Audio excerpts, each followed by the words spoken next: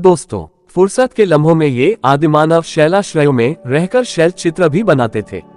ये शैलाश्रय उनकी कलात्मक और सांस्कृतिक गतिविधियों के साक्षी हैं। कोटा के आलनिया, बारान के कपिलधारा, बूंदी के होलसपुर में ये शैलचित्र और प्रस्तर यानी पत्थरों के हथियार मिले हैं। समय समय पर हुए मानव सभ्यता के विकास के जीवंत प्रमाण यहाँ मौजूद हैं, जो देते हैं गवाही मानव संस्कृति के उत्थान की।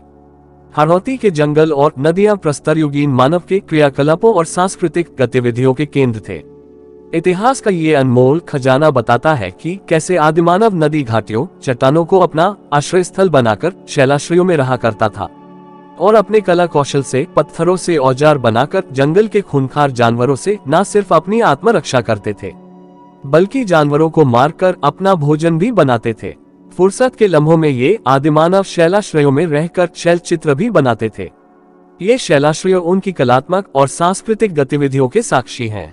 कोटा के आलनिया, बारान के कपिलधारा, बूंदी के होलसपुर में ये शैलचित्र और प्रस्तर यानी पत्थरों के हथियार मिले हैं। इन शैलचित्रों से हमारे पूर्वजों की जीवन शैली का परिज्ञान होता है। मानव सतत से सांस्कृतिक विकास की ओर बढ़ रहा था।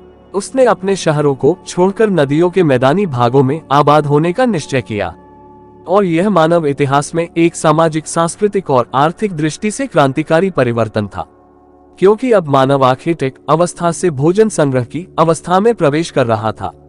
स्थायी आवास, कृषि कर्म, पशुपालन के साथ साथ आमोद प्रमोद उसकी प्राथमिकता बन गई। यहीं से ताम्र युगीन संस्कृतियां 3000 ईसा पूर्व से प्रारंभ होकर 6ठी शताब्दी ईसा पूर्व तक अनेक सांस्कृतिक उतार चढ़ाव के बीच अपना रास्ता तय करती है। इस खंड में पुरापाषाण और मध्य पाषाण कालीन कुछ प्रस्तर उपकरण प्रदर्शित किए गए हैं। ये प्रस्तर उपकरण झालावाड़ जिले के गागरोन और बूंदी जिले से प्राप्त किए गए हैं। बिलासी नदी के तट से भी मध्य पाषाण कालीन औजार प्राप्त हुए हैं। पुरापाषाण कालीन अवशेषों में हैंड एक्स और क्लीव, हस्त कुठार और खुरचनी प्रमुख है। दीर्घा में प्रदर्शित मृदा पात्र नमाना और केशोरायपाटन से प्राप्त किए गए हैं। वहीं मृदा से बने खिलौने, माइक्रोन मूर्तियां जानवर है, यह मौर्य काल से कुषाण काल की है।